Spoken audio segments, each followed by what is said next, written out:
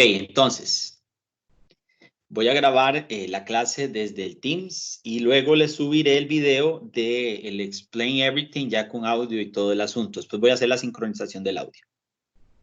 Ahora estoy grabando la clase en Teams. Esta parte de Explain Everything creo que no se va a poder grabar con el audio. Entonces lo que voy a hacer después es sincronizar el audio con las anotaciones, ¿de acuerdo? Eso es lo que voy a hacer. Voy a agarrar el audio y lo sincronizaré. Entonces, como les estaba comentando, voy a repasar un poco el asunto de los compensadores en el lugar geométrico de las raíces, aprovechando que ustedes están montándose en el asunto del proyecto. Aquí voy a introducir o recordar algunas cosas que yo considero que ustedes ya deben de tener bastante bien claros, a pesar de que tuvimos un lapso, una pausa de varias semanas. He de suponer que estos temas ustedes no los tienen así como que tan olvidados. Entonces vamos a introducir un poco el asunto del diseño de compensadores en el lugar de las raíces.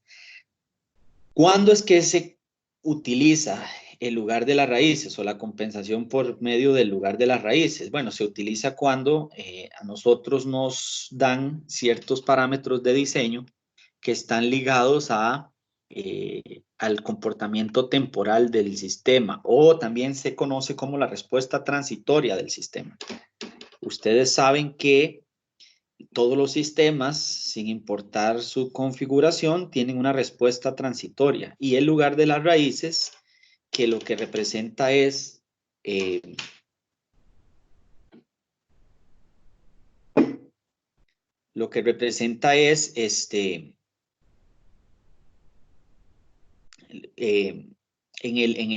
el plano complejo, ¿verdad? Lo que representa es los ceros de la ecuación característica cuando se varía un parámetro. Ese parámetro que se varía normalmente es la ganancia de lazo abierto. Entonces recuérdense que en el lugar de las raíces a nosotros lo que nos interesaba era encontrar el valor de la constante K que estaba sobre el lugar de las raíces, y de esa forma nosotros podíamos modificar en el sistema los polos dominantes del sistema, ¿verdad? Los polos dominantes que eran los que nosotros definíamos para determinar si el sistema tenía un sobreimpulso, si tenía un tiempo de estado estacionario, si tenía un tiempo de levantamiento, si tenía un error de estado estacionario, etcétera, etcétera. Entonces, por ahí es que va el asunto. Entonces, para recordar un poco el asunto del lugar de las raíces, lo que nosotros haremos entonces es basarnos en el ejercicio 1, que lo que describe es un lugar de las raíces, ¿verdad? Esa sería la función de transferencia del lugar de las raíces con un sistema que es de la forma como se muestra en esa ecuación ahí. Observemos que el sistema en sí, ¿verdad? No sé si ustedes recordarán, ese sistema se representa a través de un diagrama de bloques muy conocido por ustedes, que es como el que se muestra acá, ¿verdad? Entonces aquí nosotros tenemos el GDS y por acá el HDS. Acá tenemos la entrada, RDS, menos aquí, más por acá. Esta es la señal de realimentación. Esta es la salida, YDS. Aquí tenemos el error de la función. Bien, entonces ese sería el diagrama de bloques que representaría esa función de transferencia de ese sistema. Vean que aquí dice que lo que nos solicitan es trazar el lugar directo e inverso de las raíces para el sistema cuya función de transferencia de lazo abierto es la siguiente.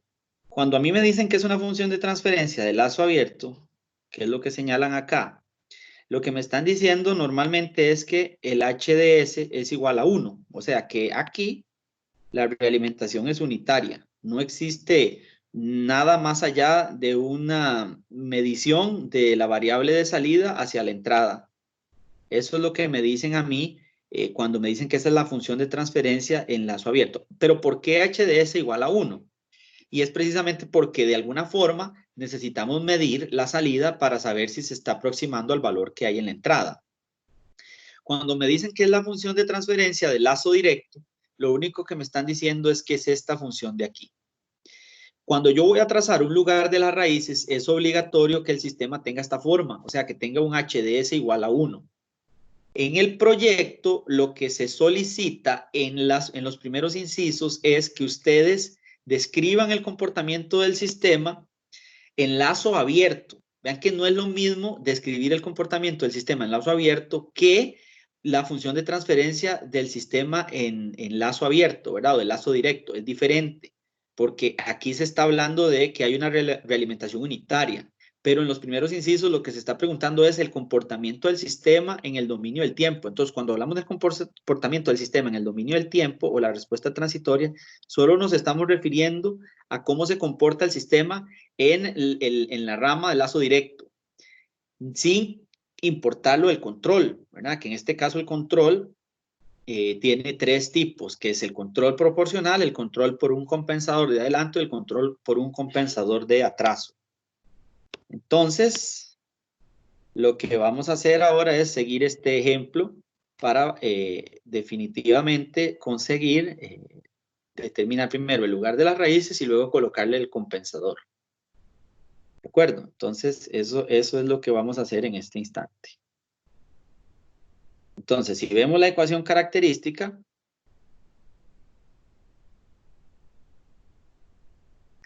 la ecuación característica del sistema está descrita acá. Es el GDS que está acá, ¿verdad? Vean que el K lo ponemos aquí, a un costadito, ¿verdad? Y le sumamos el 1.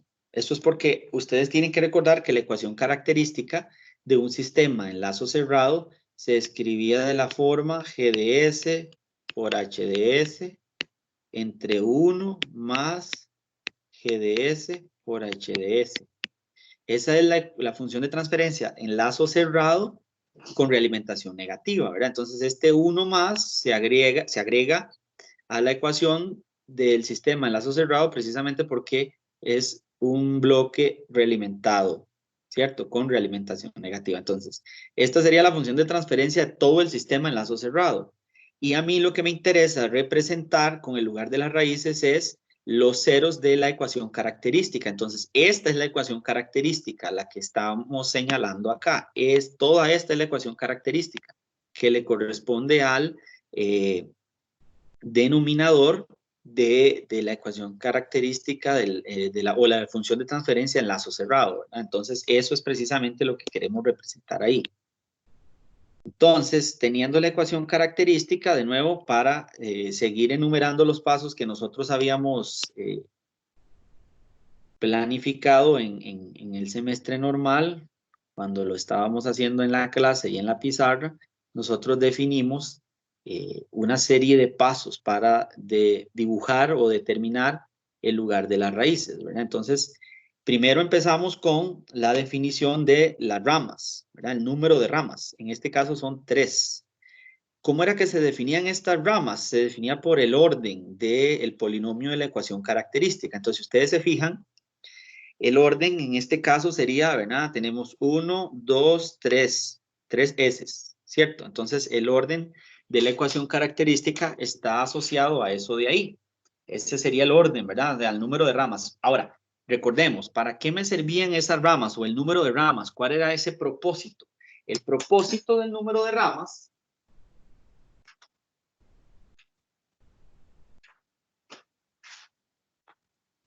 era para determinar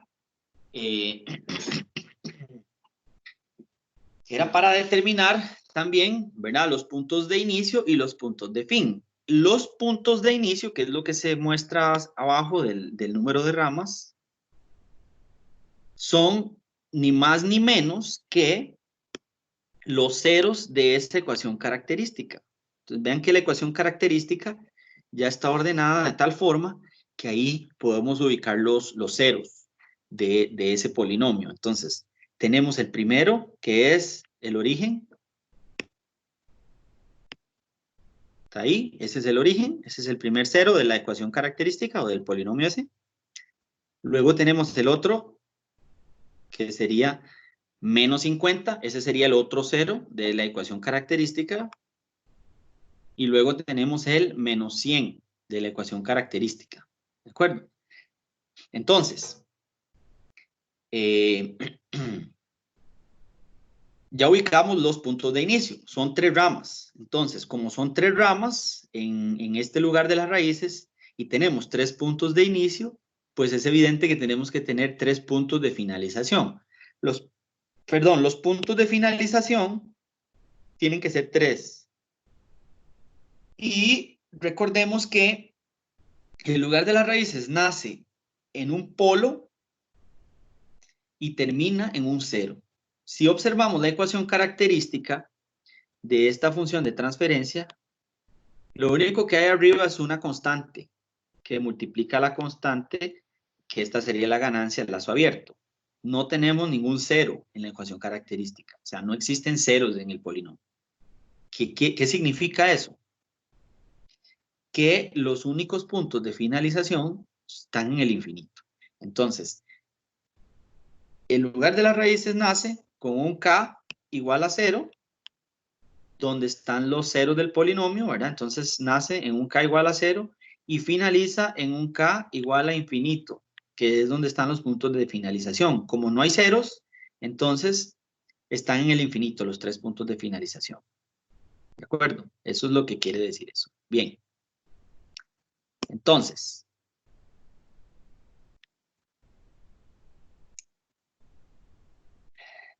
ya tenemos las ramas, ya tenemos los puntos de inicio, ya tenemos los puntos de finalización. Entonces, el cuarto paso que habíamos definido para esquematizar el lugar de las raíces era determinar en el eje real dónde estaba el lugar de las raíces y dónde estaba el lugar complementario de las raíces.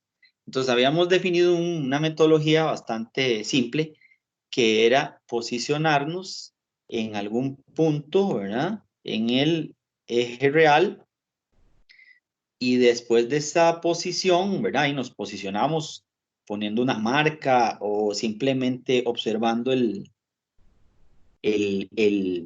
diagrama o el plano complejo. Ahí nos posicionamos en algún punto, ¿verdad? Entonces, evidentemente, marcamos los polos y marcamos los ceros. Entonces, los 3 polos que tenía la función de transferencia era el menos 100, el menos 50 y el origen, ¿verdad? Esos eran los 3 polos. Entonces, ahí se marcan los 3 polos.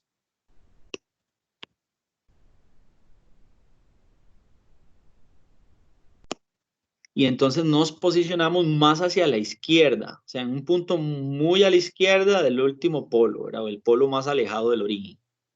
Entonces nos posicionamos ahí y en el simple método que habíamos determinado era que contábamos cuántos polos y ceros se encuentran a la derecha de ese punto en donde nosotros nos posicionamos.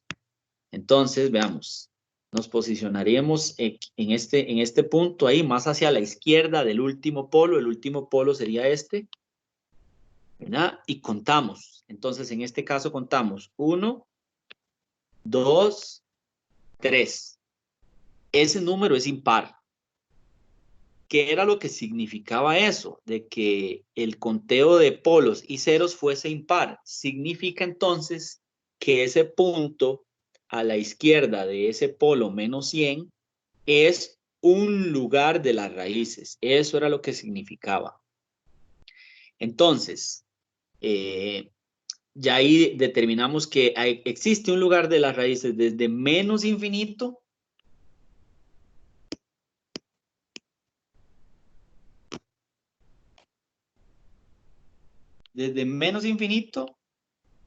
hasta ese polo. Ahí hay un lugar de las raíces. Entonces definimos ese punto como un lugar de las raíces.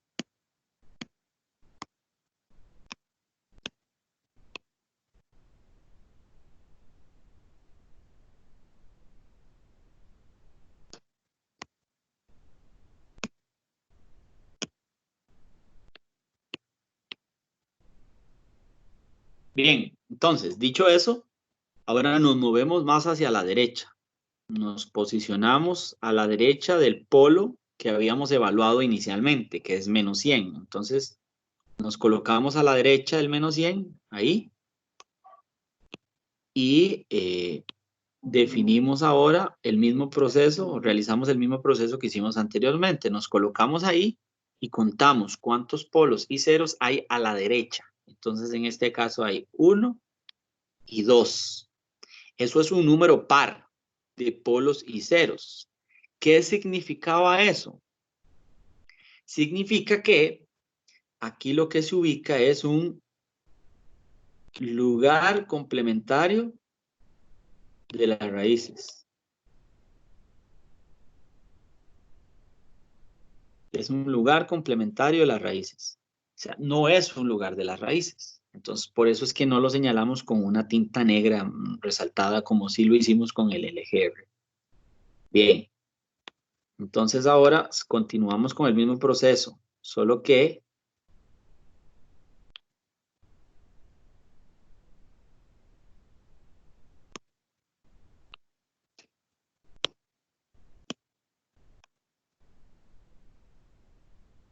entonces aquí hay un lugar complementario de las raíces. Ok, nos habíamos posicionado a la derecha del menos 100, ¿cierto? Antes del siguiente polo, que sería menos 50. Ahora nos vamos a posicionar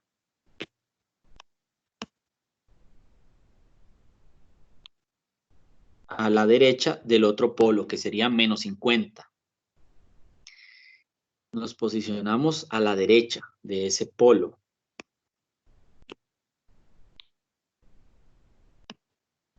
Ahí, ¿cierto? Ahí nos posicionamos en ese punto.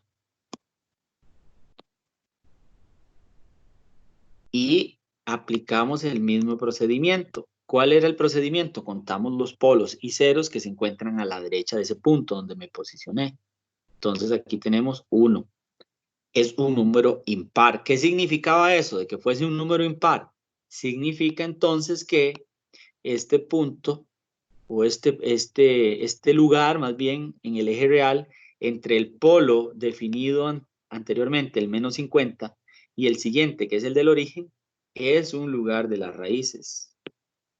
Entonces aquí hay un lugar de las raíces. Bien, entonces ahí ya, ese era el punto 4, ahí ya definimos cuál es el lugar de las raíces y el lugar complementario de las raíces en el eje real, ya los tenemos localizados ahí. Entonces esos dos puntos son lugar de las raíces, esos dos rangos ahí entre menos infinito y menos 100 y luego entre menos 50 y 0. Ahí es la posición del lugar de las raíces, en el eje real. Entonces, el punto 5 es acerca de la simetría. Entonces, ¿qué es lo que podemos decir acerca de la simetría? Entonces, para poder determinar la simetría del lugar de las raíces, primero debemos determinar las asíntotas. Entonces, las asíntotas, vamos a tener dos diferentes tipos de asíntotas, que es las asíntotas del lugar directo o el lugar de las raíces y el inverso, que es el lugar complementario de las raíces. Entonces, usamos la fórmula para encontrar las asíntotas en el lugar directo. ¿Cuál era la fórmula? Era 180 multiplicado por 2Q más 1. Ese Q es cualquier entero, ¿verdad? Y dividimos entre P menos Z. Este P es el orden de los polos y Z es el orden de los ceros. Entonces, en este caso, ¿verdad? Recordemos, en la ecuación característica teníamos polo de orden 3 y no habían ceros. Por lo tanto, P menos Z es 3. Ahora, sustituyendo en la fórmula, ¿verdad? Empezamos por un Q igual a 0. ¿Eso qué nos daría? Nos daría entonces 180 dividido entre 3 nos da 60. Ese sería el primer ángulo, para la asíntota en el lugar directo. Ese es el primero, 60 grados. Luego, sustituimos ahora por Q igual a 1. Entonces ahí tendríamos 180 dividido entre Q vale 1, ¿verdad? Aquí sería 2 más 1 es 3. Entonces 3 entre 3 se va, se cancelan, ¿verdad? aquí daría 3 para Q igual a 1. Este da 3, entre 3 se cancela. Entonces se cancela este 3 con este 3. Y entonces quedaría 180. Ese sería el segundo ángulo del lugar directo de las raíces.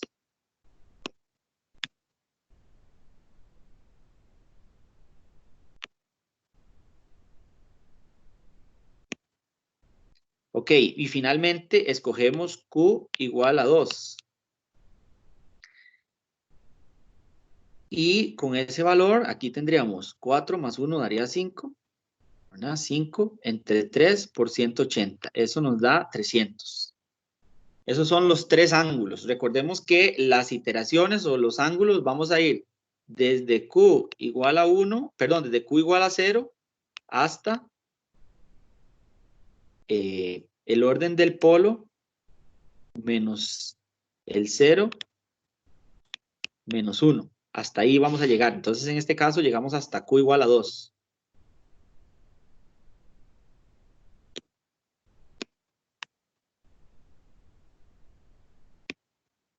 Bien, entonces, ¿cómo era que se calculaban para el lugar inverso de las raíces? Para el inverso. Es un procedimiento muy similar, solo que observemos que la fórmula dentro del paréntesis del lugar directo solamente ya no tiene el más 1. Eso significa que es para valores pares. En el caso del directo es para valores impares. Es un análisis bien similar a como hicimos aquí para determinar dónde se ubica el lugar de las raíces en el eje real, ¿cierto? Entonces, contábamos pares, impares. Los impares van para el directo y los pares van para el inverso o para el lugar complementario. Entonces, usamos la misma fórmula, pero para los pares e iteramos exactamente igual. Iteramos desde Q igual a 0 hasta Q igual a 2. Entonces, para el primer caso, en Q igual a 0, si sustituimos aquí Q0, 0 por cualquier cosa me da 0, no importa que abajo tengamos el 3, entonces ese sería el primer ángulo del lugar complementario de las raíces, 0 grados. Ese sería para Q igual a 0, ¿verdad? Ese sería 0 grados ahí.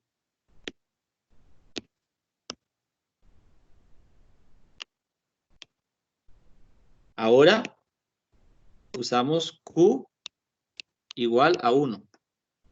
Entonces, en este caso, aquí tendríamos, esto de aquí da 1 por 180, perdón, 2 por 1 es 2, más bien, 2 por 180 serían 360, entre 3 nos daría 120. Ese sería para Q igual a 1. ¿Verdad? Entonces, ahora vamos para Q igual a 2. Entonces, con Q igual a 2, aquí me daría 4.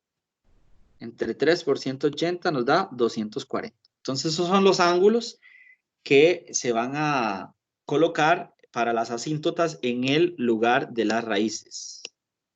Esos son los ángulos para el lugar directo o para el lugar de las raíces y para el lugar inverso, para el lugar complementario de las raíces. Ok, ahora calculamos el centroide. Ese es el punto que sigue. Entonces, para calcular el centroide, lo que hacemos es, aquí como se observa en la fórmula del centroide, sumamos los polos menos los ceros y los dividimos entre el orden de los polos menos el orden de los ceros. Entonces aquí sumamos los polos, que sería menos 50, ese es un polo, ¿verdad? Ese es uno de los polos que estaba aquí, menos 50, menos 100 es otro polo, y finalmente 0, pero 0 es 0, ¿no? Entonces aquí tendríamos, bueno, y el orden de los polos menos los ceros da 3. Entonces aquí tendríamos menos 100, menos 50 da menos 150, entre 3 da menos 50. Entonces ese es el punto del centroide. Ahora, ¿para qué era que nos servía el centroide? Ahí, en la simetría del lugar de las raíces, el centroide es donde nosotros colocamos las asíntotas, ¿verdad? Y para eso fue que calculamos anteriormente los ángulos de esas asíntotas. Entonces,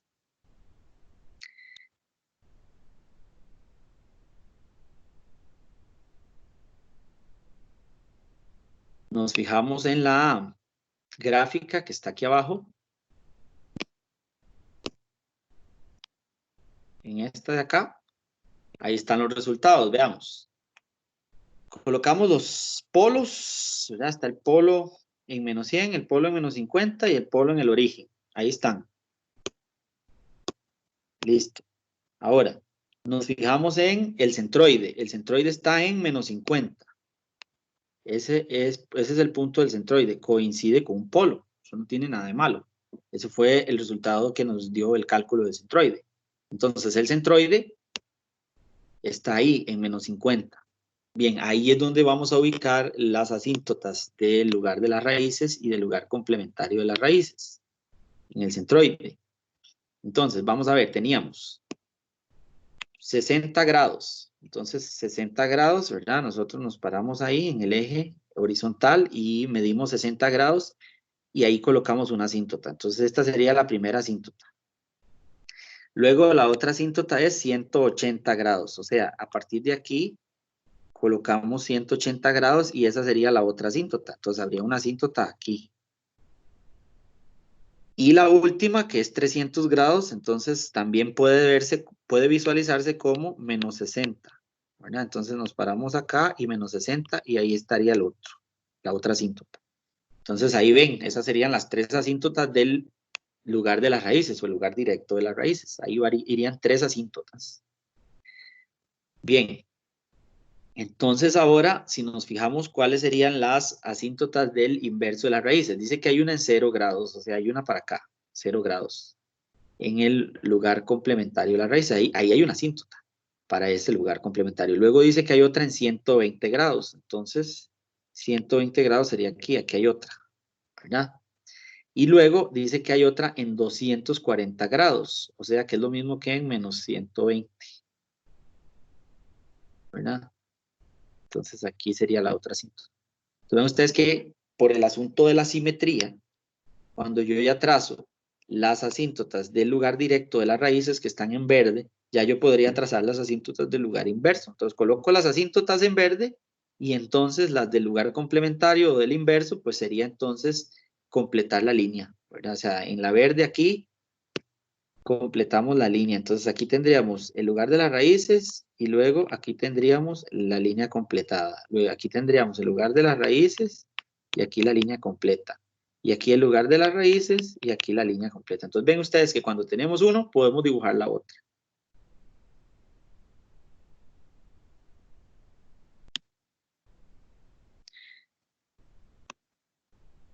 Ok, ahora los ángulos y puntos de ruptura. ¿Cómo determinábamos los ángulos o puntos de ruptura? Lo que hacíamos era que colocábamos la ecuación característica de la forma en como vimos al inicio y la forma más sencilla es despejar la K de esa ecuación característica. Despejamos la K. Entonces vean ustedes que eso fue lo que se obtuvo ahí en la ecuación característica que teníamos anteriormente. Vamos a ver si la escribimos aquí. Era 1 más K por 5000 dividido entre S por S más 50, S más 100. Esa es la ecuación característica, ¿verdad? Entonces, lo que tenemos que hacer es, eso lo igualamos a 0 y despejamos la K. Entonces, cuando hacemos eso, despejamos la K, nos queda esto. Al despejar la K en esa ecuación característica. Entonces, una vez despejada la K, ahí agrupamos, multiplicamos este por este, este por este, este por este, llegamos al polinomio que está aquí. Y entonces, para determinar los puntos de ruptura, lo que hacemos es que derivamos esa expresión que despejamos, la ecuación característica, despejamos la K, derivamos respecto de S y hacemos, bueno, ejecutamos ahí el proceso de derivación y luego igualamos a 0 ese resultado.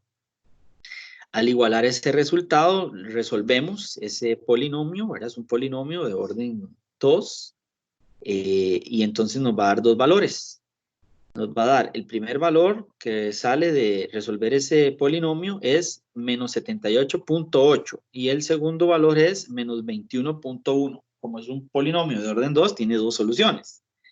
Y entonces esos serían los puntos de ruptura, ¿verdad? O los puntos de silla, que es donde el lugar de las raíces atraviesa o cruza el eje real. Entonces vean ustedes aquí en la gráfica, se colocan esos puntos de ruptura o puntos de silla, están sobre el lugar de las raíces, no hay ningún inconveniente. Pero vean que en este caso tenemos que menos 21,1 está colocado, sí, en un lugar de las raíces definido, y luego el otro, menos 78,8, está colocado en el lugar complementario de las raíces. Entonces, es precisamente por la simetría del lugar de las raíces. El lugar de las raíces complementario es simétrico al lugar de las raíces. Entonces, por eso colocamos los dos puntos ahí, para dibujar tanto el lugar de las raíces como el lugar complementario de las raíces. ¿De acuerdo? Entonces, eso es lo que hacemos. Ya están colocados los puntos ahí después de haber derivado y de haber resuelto el polinomio igualando a 0 ahí. Y entonces ya están colocados ahí los puntos de ruptura, tanto en el lugar de las raíces, menos 21,1, como en el lugar complementario de las raíces. Ahora sí, siguen los cortes con los ejes imaginarios, que serían estos puntos de aquí. Ya teníamos los puntos de ruptura, que es donde cortan el eje real. Ahora vamos con los cortes en el eje imaginario. Para eso habíamos utilizado la ecuación característica y el criterio de Routh-Hurwitz, ¿verdad? Entonces, describimos la tabla de Routh a partir de la ecuación característica. Entonces, desarrollamos la ecuación característica que se muestra aquí. Ese es el polinomio ya desarrollado. Y eso, evidentemente, igualado a 0. Entonces, colocamos en la tabla, en el primer término, el que está S a la 3 y el que está en S. Aquí colocamos los coeficientes del polinomio impar, ¿verdad? Que sería el S a la 3 y el 1. Ahora, el coeficiente de S a la 3 es 1 y el coeficiente de S es 5000. Entonces los ponemos en la fila ahí y las dos primeras columnas del polinomio. Luego vamos a la otra fila donde está el polinomio par o los coeficientes pares del polinomio, y entonces el que asocia a S al cuadrado, ese sería 150, y luego el que asocia S a la 0, ese sería 5000. Los colocamos ahí, ¿verdad? Eso sería la primera etapa para completar la tabla de Routh. Bien, entonces, ¿qué es lo que sigue ahora? Sigue calcular el determinante para la columna, para completar la columna 3. Calculamos el determinante. Entonces, para calcular esa columna, el determinante, entonces sería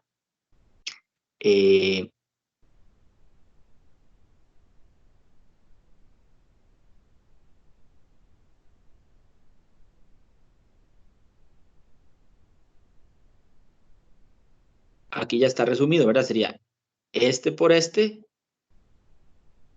menos este por este dividido entre este.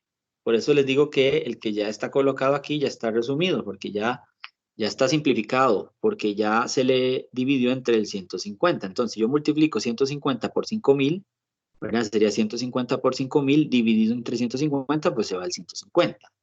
Y le restamos el 1 por 5000K dividido entre 150. Entonces eso es lo que queda ahí en ese sería el determinante para la primera columna, ¿verdad? Y entonces, si completamos la tabla correctamente, aquí habría 0 y 0, ¿de acuerdo? Entonces, para completar la segunda columna de la tercera fila, hacemos el mismo procedimiento. En este caso aquí sería 150 por 0, pues se hace 0, y 1 por 0 se hace 0. Entonces aquí iría 0, en esa segunda columna de la tercera fila.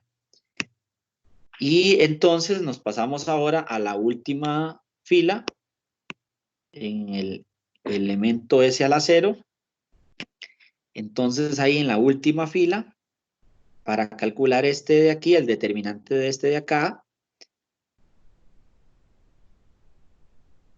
entonces sería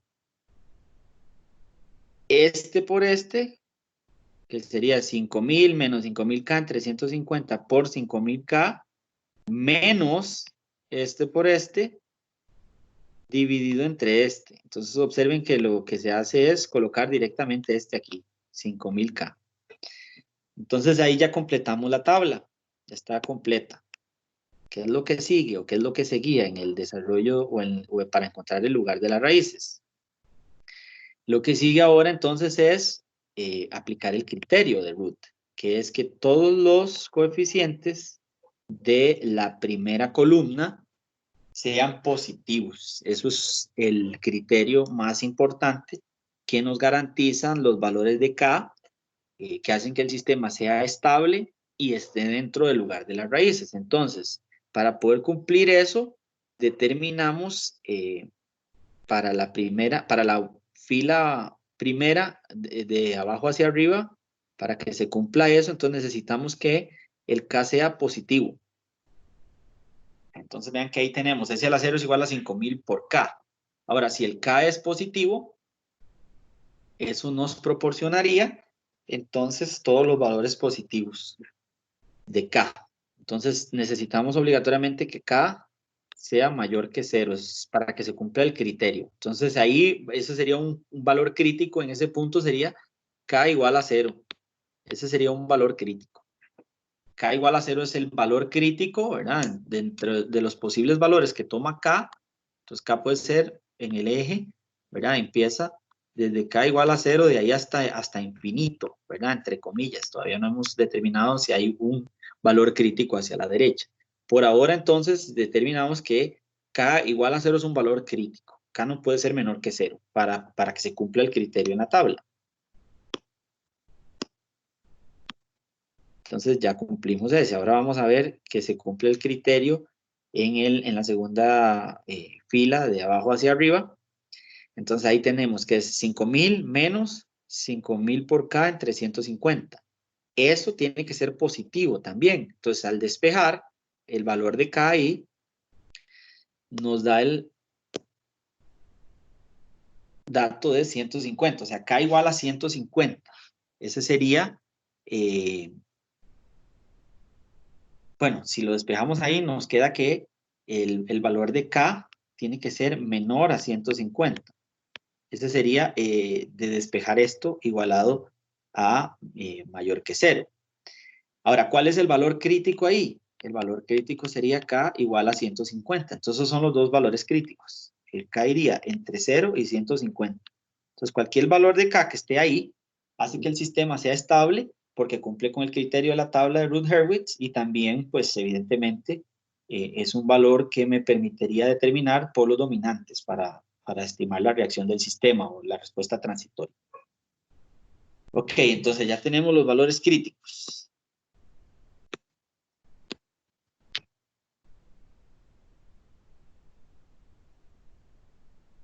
Bien, entonces ahora, con los valores críticos, ¿qué paso seguía? Ahora el paso que sigue es determinar con la ecuación auxiliar cuál sería entonces el valor o los valores en donde el lugar de las raíces cruza el eje imaginario. Entonces, nos referenciamos a la ecuación auxiliar, que sería esta. Esta sería la ecuación auxiliar. Y entonces la escribimos. Ahí serían 150 s al cuadrado más 5000 por K. Y eso es igual a 0. Esa sería la ecuación auxiliar.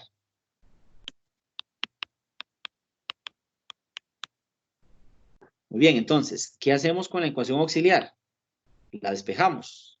Es un polinomio de orden 2, nos va a dar dos posibles resultados. En este caso, el resultado de despejar esa ecuación de orden 2, ese polinomio de orden 2 es este, más menos j 70.7. Y esos serían los valores que colocaríamos aquí, más j 70,7 y menos j 70,7. Esos serían los dos valores en donde el lugar de las raíces cruza el eje imaginario.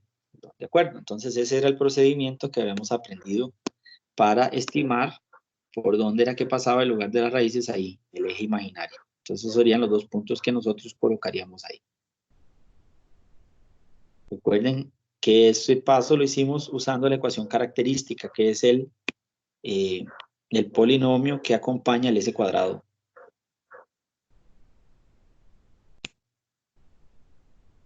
Y ahí está, esta sería nuestra solución final, ¿verdad? El lugar de las raíces. Ahí tenemos el punto, ahí vemos todos los puntos que localizamos nosotros.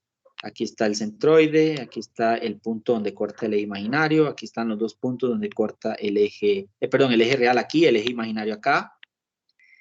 Y acá era el otro punto, ¿verdad? Donde el otro punto de ruptura para el lugar complementario de las raíces.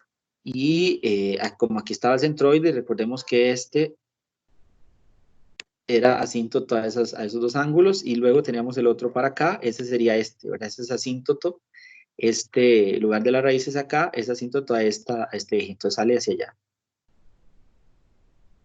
Podíamos estimar también cuál era el ángulo de salida o de llegada aquí, ¿verdad? Que era simplemente emplear la fórmula de ángulo de salida y de llegada. Entonces la fórmula que teníamos, la misma fórmula igualando a 180 grados, ¿verdad? Era la suma de los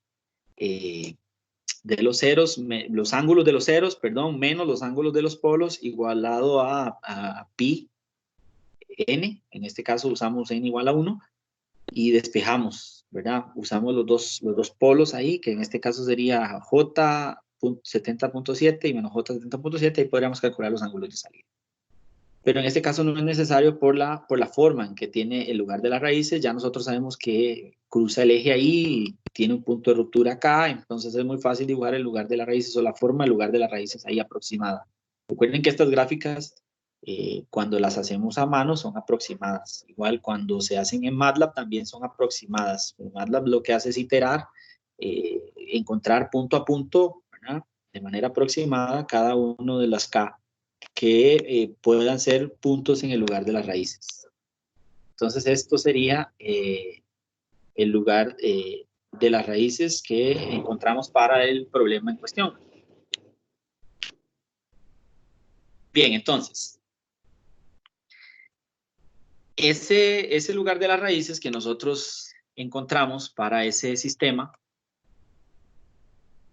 o para ese problema, ¿verdad? Que inicialmente teníamos ahí en el ejercicio 1, representaría el lugar de las raíces para estos bloques, estos dos bloques, estos que están aquí. Este sería el HDS. En el caso del ejercicio, ese HDS es igual a 1. En el caso del proyecto, el HDS es igual a 1 sobre S más 1.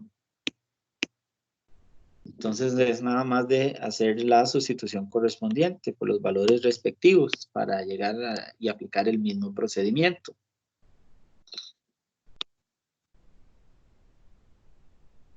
Entonces ese es GA y GP, ¿no? Sería el de la planta. Y el GCDS es, recuerden, el controlador o el compensador que vamos a diseñar. Totalmente aparte de la función de transferencia de la planta en lazo abierto. Entonces, ese sería el esquema de control general que nosotros aplicamos en el diseño de sistemas usando el lugar geométrico de las raíces.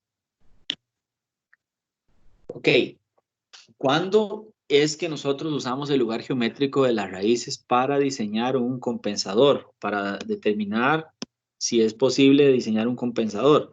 Cuando en las características de diseño o en los requerimientos de diseño, lo que me proporcionan es la respuesta transitoria del sistema. El lugar geométrico de las raíces representa la localización de las raíces de la ecuación característica en lazo cerrado cuando se varía la ganancia. Entonces, para poder hacer esa variación de la ganancia y poder ajustar la respuesta transitoria del sistema, a mí me dan datos específicos. Entonces a mí me dicen, bueno, usted va a diseñar el sistema para que tenga un sobreimpulso de tanto. Entonces el sobreimpulso en la respuesta transitoria del sistema, cuando nosotros graficamos, ¿verdad? La respuesta del sistema, step response, por ejemplo, que es una respuesta del sistema, nosotros lo que vamos a ver es la gráfica. Eso es lo que me interesa, es la gráfica del sistema, sin ningún control. Solo es la gráfica de la planta, ¿verdad? O sea, del GDS. ¿Cómo reacciona la planta ante un GDS? ¿Verdad? Entonces, cuando nosotros hacemos el step response, la misma herramienta de MATLAB se encarga de colocar el HDS adecuado, que en este caso sería HDS igual a 1. Entonces nosotros no tenemos que hacerlo, o sea, no es necesario poner el HDS igual a 1, porque en lazo abierto es como que si no hubiera ningún control, como que si no existiera ninguna realimentación. Es como que yo le coloque al sistema una entrada fija, por ejemplo, 1 voltio, y ya, y ahí muévase, sin necesidad de realimentar a la entrada el valor de velocidad del motor. Entonces yo puedo decir, bueno, el sistema sin ningún control, cuando le hago el step response, o la respuesta al impulso, tiene esta forma de comportarse, o sea, tiene un sobreimpulso de tanto. Ese sobreimpulso es el valor que la gráfica tiene, ¿verdad? O que el sistema presenta por encima del valor que yo estoy queriendo que tenga. Entonces, yo quiero que llegue a 1, pero no llega a 1, sino que va de una vez a 1,5. Entonces, ese sería un sobreimpulso del 50%. ¿Por qué? Porque sobrepasa 50% el valor que yo le había colocado de 1. ¿Qué otros parámetros me proporcionan para el diseño usando en lugar de las raíces? Normalmente el tiempo de estabilización. Ese tiempo de estabilización es otro de los parámetros que me dan. Y entonces ese tiempo de estabilización va a depender del criterio que utilicemos. Puede ser el criterio del 2% o el criterio del 5%. Entonces estimamos el tiempo de estabilización en la gráfica de respuesta transitoria.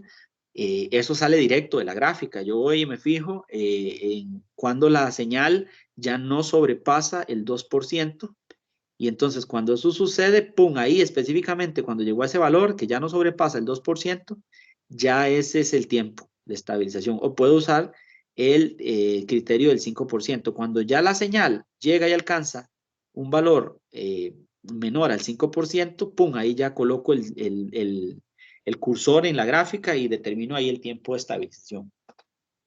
En el caso de MATLAB, yo puedo ubicar en la misma gráfica, le doy clic derecho y ahí en las características o propiedades de la función, yo puedo determinar un marcador que me posicione directamente en el tiempo de estabilización, de acuerdo al criterio que yo estoy utilizando. Entonces, ese sería, ¿verdad?, el tiempo de estabilización. Y luego, otro de los parámetros que nos pueden proporcionar para el diseño usando en lugar de las raíces es el error de estado estacionario.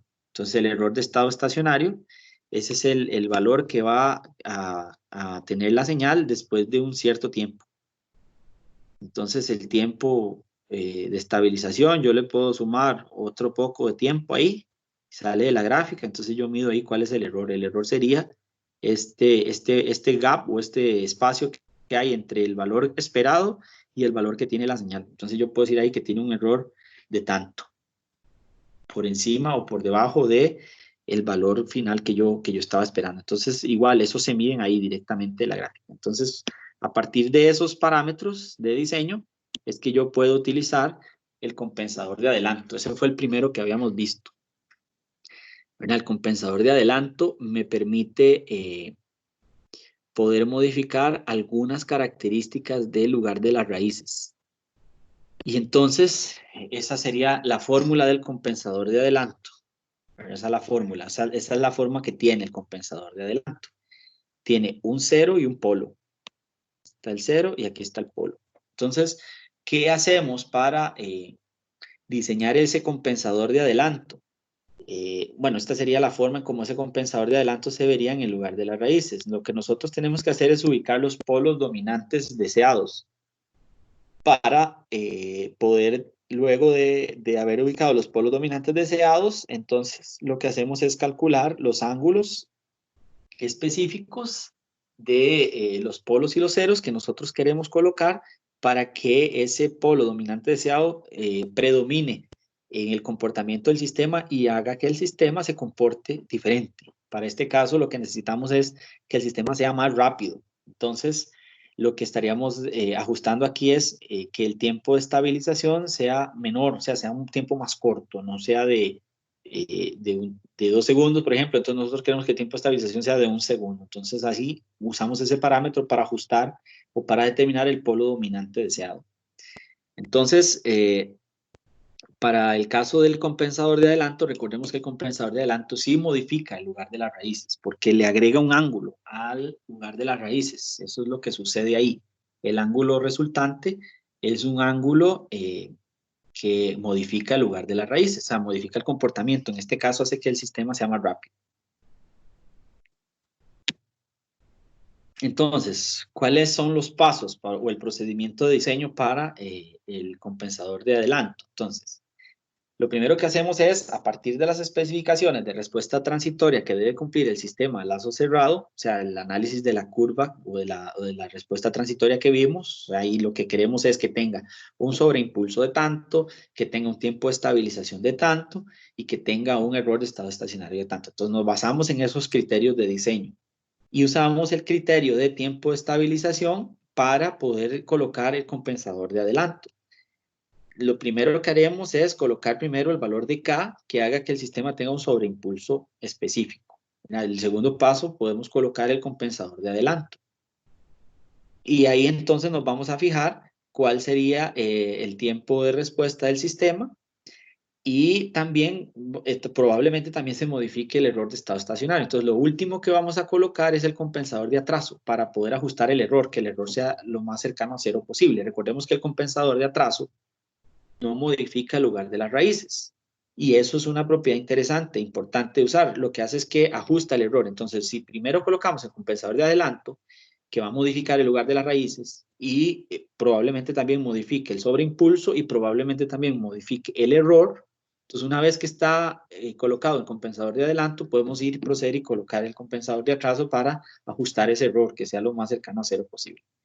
Entonces ya nos basamos en esos parámetros de diseño. Ahora, se verifica que los polos dominantes deseados pertenecen al lugar de las raíces del sistema no compensado. O sea, primero ubicamos los polos dominantes deseados. O sea, quiero que el polo dominante deseado se aproxime a un sistema de segundo orden usando el tiempo de estado estacionario. Entonces, eso era una fórmula, ¿verdad? Recordemos que era una fórmula que usábamos para localizar esos polos dominantes deseados en la respuesta a un sistema de segundo orden. Entonces recordemos que el sistema de segundo orden era S al cuadrado más chi omega n por S más omega n al cuadrado, ¿verdad? Esa era la respuesta o el polinomio que representaba un sistema de segundo orden. Entonces, usando el criterio del 2 o el 5%, nosotros nos interesa entonces determinar el coeficiente de amortiguamiento y la frecuencia de amortiguamiento. Esta frecuencia del sistema de lazo abierto la podemos sacar directamente de la gráfica, ¿verdad? Entonces lo que dice ahí es que hay que corroborar que usando el criterio del 2% o el criterio del 5%, que eso esté en el lugar de la raíz. Entonces eso es lo que hacemos. Ubicamos el lugar de las raíces que habíamos trazado antes, ponemos esos polos dominantes deseados y verificamos que efectivamente esté en una de las rayas del lugar de las raíces o en una de las ramas que definimos. Entonces, una vez que ya hemos hecho eso, con cualquiera de los dos criterios, entonces utilizamos la condición de ángulo, ¿verdad? Que esa es la forma en como nosotros diseñamos o colocamos el compensador de adelanto. Entonces dice, a partir del cálculo anterior, se dispone del ángulo necesario para lograr que los PDDs pertenezcan al lugar de las raíces. Entonces, la condición de ángulo, recordemos que era la otra fórmula que teníamos. Esa condición de ángulo me permite saber exactamente cuánto es el ángulo que yo tengo o sea, yo me fijo en que estos polos estén en el lugar de las raíces. Entonces, esos polos dominantes deseados, o sea, yo uso la condición de ángulo, ¿verdad? Que era la suma de los ángulos de los ceros menos la suma de los ángulos de los polos tiene que ser igual a 180. ¿Ya? Es así. Entonces, el ángulo que me va a resultar ahí, ese ángulo probablemente sea menor que 180. Entonces, esa cantidad de ángulo o esa proporción angular es la cantidad de ángulo que yo tengo que agregar con este compensador de adelanto para que esos polos dominantes deseados que cumplen con el criterio de tiempo de estabilización estén en lugar de las raíces. Entonces, ese valor angular es un valor específico que probablemente es menor que 180. Entonces, puede ser cualquier valor entre 0 y 180. Bien, entonces, con esa condición de ángulo, entonces lo primero que hacemos es que colocamos el 0 debajo, exactamente debajo del polo dominante deseado. Ya sabemos cuál es el polo dominante deseado porque fue el que encontramos, ¿verdad? Ya sabemos qué valor es específicamente. Entonces ponemos el 0 exactamente por debajo. Entonces veamos que en la fórmula ese 0, ahí exactamente debajo, es un valor que ya conocemos, es 100% real, va a ser igual a menos 1 sobre tau. ¿Quién es ese menos 1 sobre tau? Es el valor que nosotros tenemos, que es el que colocamos aquí, menos 1 sobre tau. ¿Lo ven? Aquí ese sería el valor del 0. Bueno, aquí está un poco, aquí es tau, ¿verdad? Entonces es el valor de tau ahí. Ese es el tiempo. Ese t lo sustituimos por la constante de tiempo que queremos, tau. Y entonces ahí ponemos el 0, ¿verdad? Y luego, con la condición de este ángulo, ¿verdad? Que ese es el que nos hace falta para colocar en el método que estamos viendo ahorita.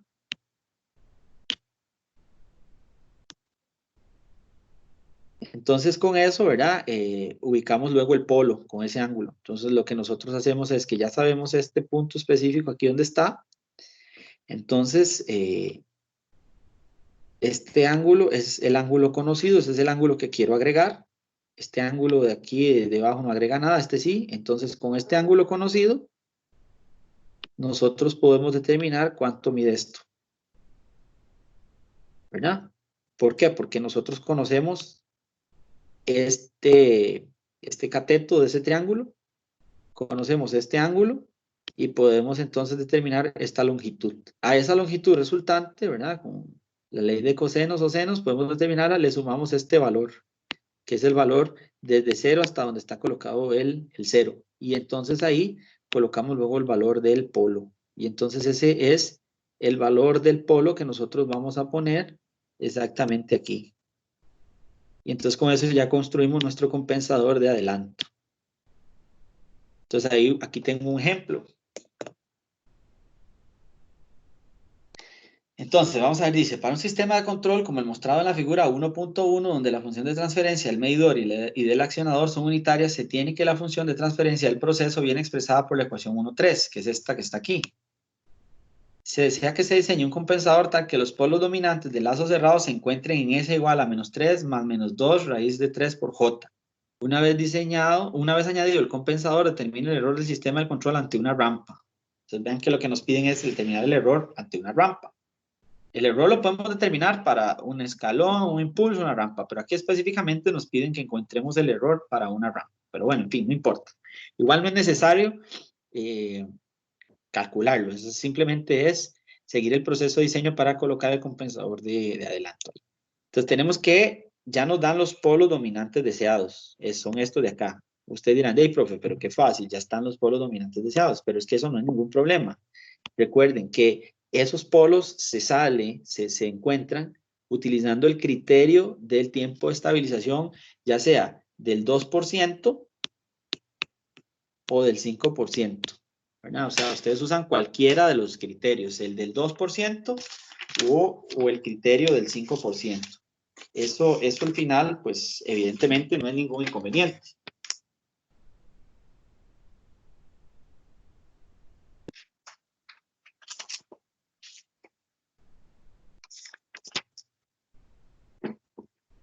Entonces, vamos a ver, el criterio del 2%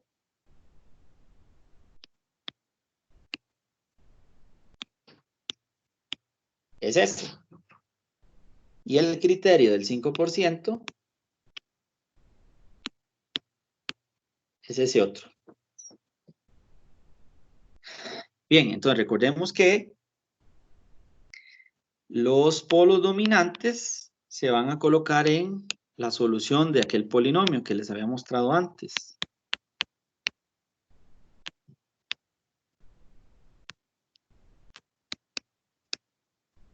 Entonces, esos polos dominantes tienen que cumplir esa solución. Esa sería la solución del polinomio de segundo orden para la respuesta transitoria del sistema de segundo orden, valga la redundancia. Entonces, esos criterios cumplen eso de ahí.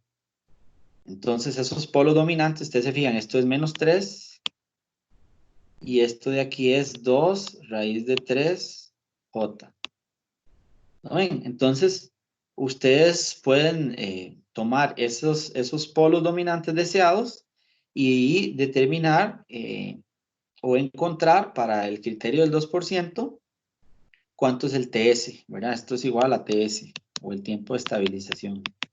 Y en el caso del criterio del 5%, ¿cuál es el TS? Ahí ustedes despejan y determinan cuál sería el TS para los dos criterios. Entonces no es nada del otro mundo. Vean que aquí sería, esto sería 3, esto sería 3. Entonces vean que para el criterio del 5% es 1 segundo y para el criterio de este otro es 1,3 segundos. Pues para el criterio del 2% es un poco mayor que para el criterio del 5%. ¿Lo ven? Entonces esa es la forma, digamos que teniendo los polos dominantes, ya, o sea, ya se usó el criterio del tiempo de estabilización. No es que nos sacamos los polos dominantes de la manga, no, simplemente se despejaron de la fórmula y para que sea más rápido el análisis ya se dan los polos dominantes deseados. Bien, entonces lo que hacemos es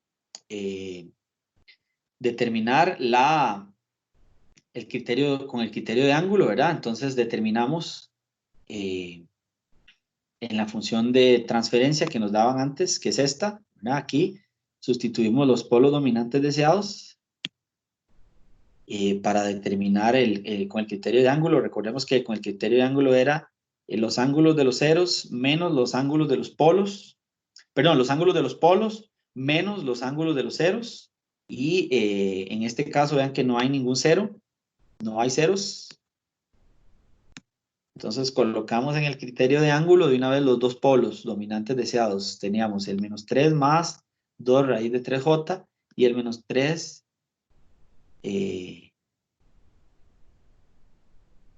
Vamos a ver. No, perdón.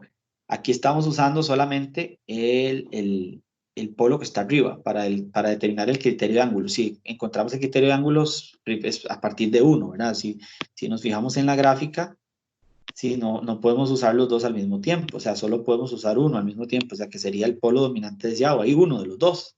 O sea, podemos hacer el cálculo con cualquiera de los dos, ¿verdad? Entonces, en este caso usamos uno de los dos, que es el que tiene el más. Y ahí entonces ahora calculamos con el criterio de ángulo, eso va a ser igual, ¿verdad? A menos 237 grados, es diferente a menos 180. Entonces, con eso calculamos el criterio de ángulo, ¿verdad? O sea, ¿cuánto le falta para llegar a eso? Le hacen falta 57 grados. ¿Lo ven? Entonces, menos 237 más 57 grados me da menos 180. Profe, una Entonces, pregunta. sí, Profe, ¿ese ángulo en algún caso puede llegar a ser negativo, más bien? eh, puede llegar a ser negativo. Sí, sí, no le veo ningún inconveniente. Ok, y en ese caso, digamos, ¿cómo es el proceso para diseñar el compensador? ¿Se sigue el mismo proceso? Sí, el mismo proceso, no le veo ningún inconveniente. Ahora, lo ideal es que sea positivo, ¿verdad? Porque Ujú. es un ángulo que yo tengo que agregar, ¿verdad? No es un ángulo que yo le tengo que quitar al sistema. Si yo le agrego un ángulo, yo hago que el sistema sea más rápido, ¿de acuerdo? Si yo le quito ángulo, hago que el sistema sea más lento, ¿verdad? Entonces, en lugar Ah, de hacerlo más rápido, lo voy a hacer más lento. ok, No sé sí. si me estás... O sea, porque aquí yo le estoy agregando un ángulo, por eso es que el ángulo es Ajá, positivo. ¿Qué hace que yo ajá, le agregue un ángulo? Lo hago más rápido, ujú, que eso es lo que ando buscando, ¿verdad? ajá, Ahora, ¿qué pasa si yo le quito ángulo? Lo hago más lento, porque cuando yo le agrego ángulo, lo que estoy haciendo es que estoy corriendo en lugar de las raíces hacia la izquierda. O sea, lo estoy haciendo más rápido. Si yo lo coloco hacia la derecha, en lugar de las raíces, lo estoy haciendo más lento. ok, ¿De acuerdo? sí. Entonces, eso es lo que yo ocupo, correr el lugar de las raíces. Eso es lo que ocupo, correrlo, o sea, hacerlo más rápido. Ok. Entonces, ese es el asunto, ¿verdad? Si el ángulo te da negativo, lo que vos tenés que comprender es que sí se puede, lo que pasa es que no vas a hacer el sistema más rápido, sino más lento, Pero, para que pero cumpla puede con el ser que criterio. al hacerlo más lento se mejore el sobreimpulso, ¿no? Sí, pero acordate que ¿cuál es la función del compensador de adelanto? O sea, ¿para qué lo colocamos? ¿Cuál es el propósito de colocar un compensador de adelanto? Sí, hacer el sistema más rápido. Más rápido, exacto. O sea, permitir que el sistema tenga un comportamiento más acelerado para que el tiempo de estabilización, ¿verdad? Porque ese es el parámetro que estamos usando, que el tiempo de estabilización sea más rápido. Ok, no es que ese es el criterio póstumo máximo, ¿verdad? O sea, yo no voy a usar un compensador de adelanto solo para eso. También podría ser que yo quiera que el sistema sea más lento para que sea estable, porque es probable que el sistema tal vez es muy rápido más bien y es inestable, ¿cierto? Entonces necesito más bien que el tiempo de estabilización sea lento para que el sistema se estabilice. No sé si me estás comprendiendo. Sí, O sea, sí. a veces hay casos en el diseño con los compensadores en donde yo necesito que el sistema se comporte más lento para que sea estable. Por ejemplo, vamos a ver, imagínate que vos estás desarrollando un sistema de control de velocidad de una rueda de Chicago, esa que usan en las ferias, ¿verdad? Esa rueda de Chicago. Entonces, vos analizas el sistema y cuando se le das un impulso al sistema sin ningún control, la rueda se mueve a una velocidad demasiado rápida, ¿verdad? Demasiado rápida, porque ese motor es el que tiene y ese es el sistema de engranajes que tiene, que hace que gire muy rápido. Entonces, ¿qué pasa si gira muy rápido? Y la gente se vomita.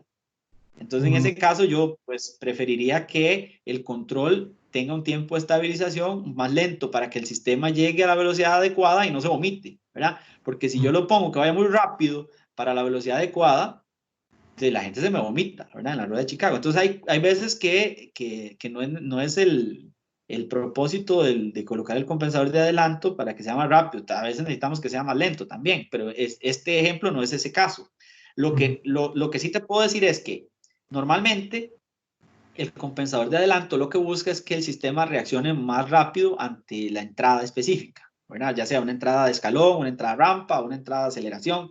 La idea es que él siga siendo estable y reaccione más rápido. O sea, que no dure una hora en estabilizar la rueda de Chicago porque las vueltas apenas demoran 2 minutos, ¿verdad? Entonces, si él va a durar una hora en estabilizar la velocidad, entonces no va a dar chance, ¿verdad? Ni siquiera va a llegar a la velocidad que se requiere para que la gente disfrute del viaje, ¿verdad? Y el ride ahí en la rueda de Chicago, y 2 horas no es un tiempo adecuado. Entonces, evidentemente, eso está muy asociado a la aplicación final.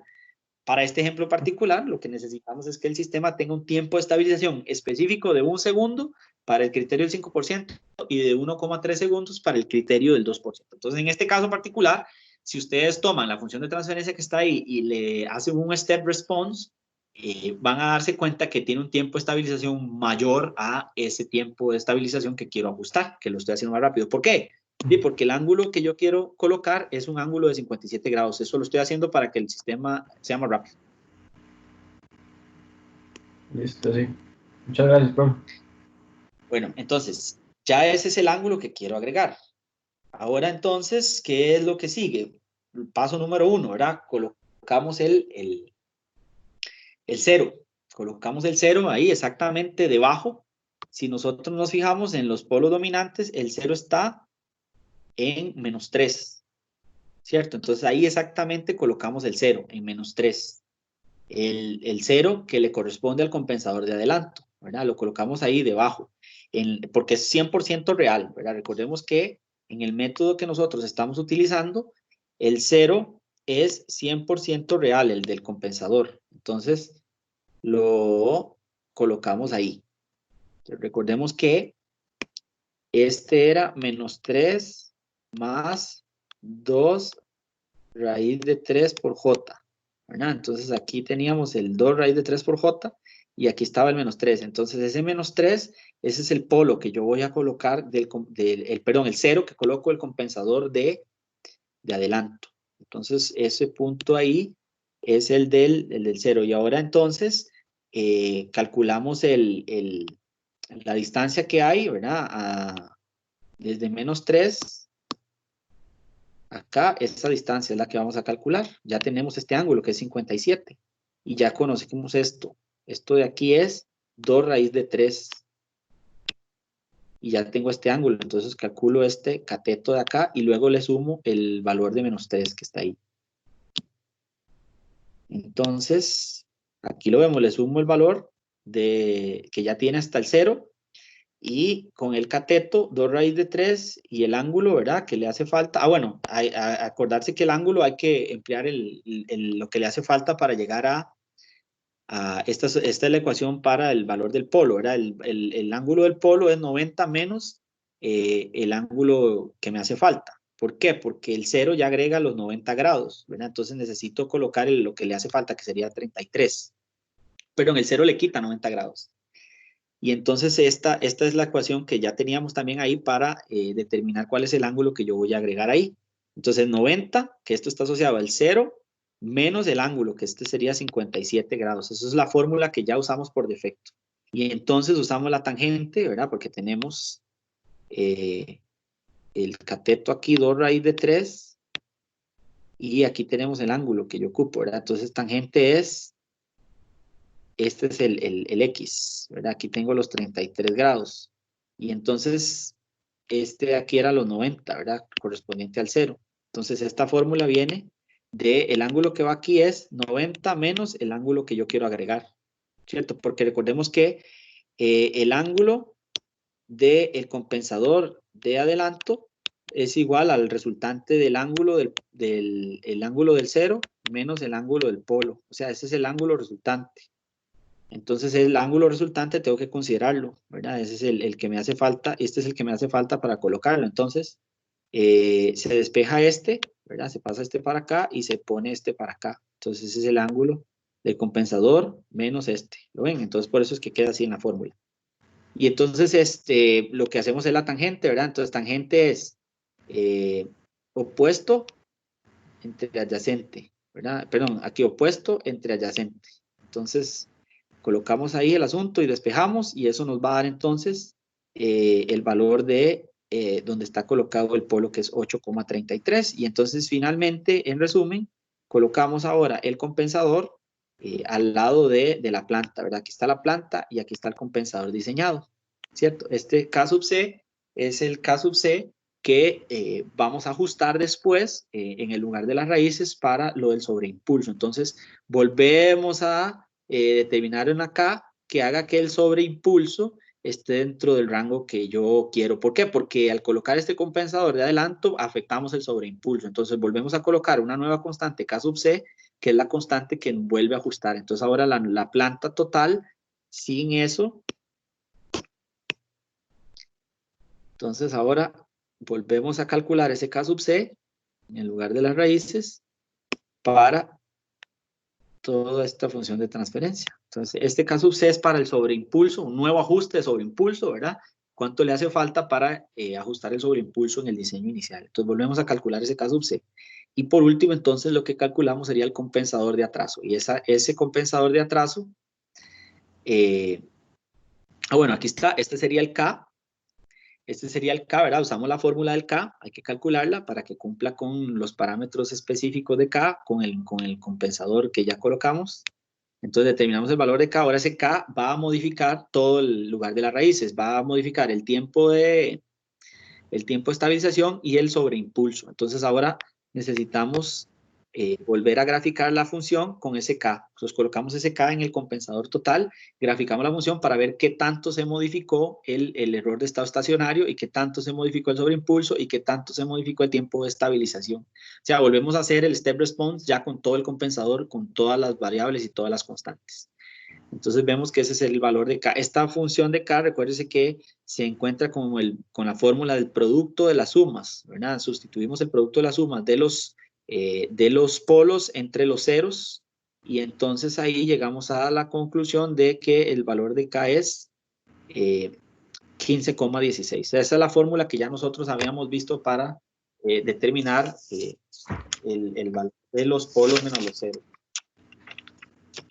Profe, Voy a escribirle aquí la fórmula nada más para que conste ahí. El K sería igual a el producto de las sumas desde J igual a 1 hasta N. Es solamente sustituir ahí el S del P de D, del polo dominante, ¿verdad? Para todos los polos, dividido entre el producto de las sumas desde K igual a 1 hasta M de los ceros del P de D más el ZK. ¿Verdad? Entonces ahí hacemos todos, ¿verdad? Este le correspondería al 0 que estaba ahí, sustituyendo el valor del Z, ¿verdad? Que determinamos. Este sería el 0, ¿verdad? y arriba estarían los polos, ¿verdad? Todos los polos, incluyendo los de la función de transferencia. Entonces determinamos esa constante K y nos da 15,16. Sí, ¿alguien iba a consultar algo? Sí, profe, yo tenía otra pregunta. Sí. Si puede devolverse una diapositiva, por favor. Ajá, ¿qué pasa, digamos, si a mí no, después,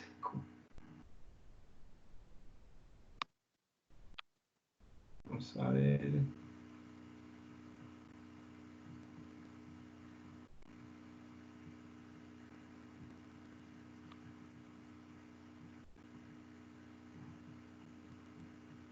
No, Usted me dice.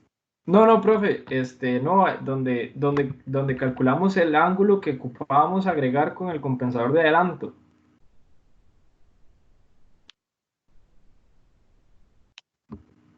Aquí, Ajá, ahí. Digamos, dime. si a mí esos 57 me hubieran dado un ángulo, digamos, que es mayor que 90, entonces, ¿cómo tendría que hacer? ¿Tendría que poner dos compensadores en cascada o cómo hago? ¿Me explico? Sí, correcto. Si esos 57 que nos hacen falta es mayor que 90, entonces tendría que usar como dos compensadores. Exactamente, sí. Tendría que usar dos. Ok, sí, está bien.